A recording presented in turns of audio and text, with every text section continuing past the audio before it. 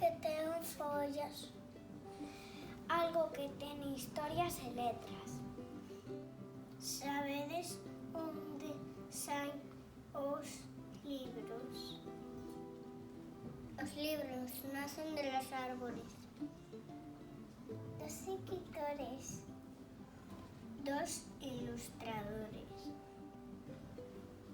Sabedes que existen moitos tipos de libros? Libros de emocións. Libros de pintura. Libros de animais. Pero sabes que tamén hai libros para salvar o planeta? Por exemplo, coida o teu planeta. A árbore ne follas neina 4. Cuida y descubre la naturaleza. Cuando el hielo se derrite. Aventura, botaré agua.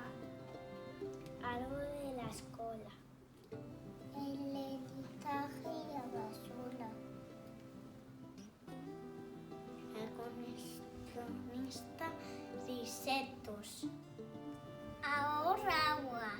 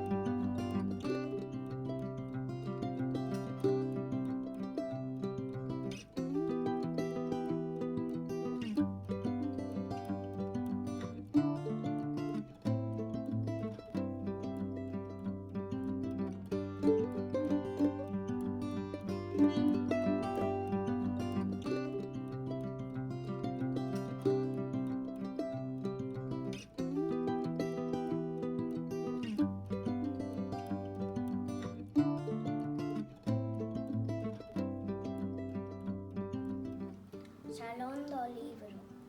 Infantil e juvenil. Urxencia literaria. Libros para salvar o planeta. CEIP San Martino. Pontelela.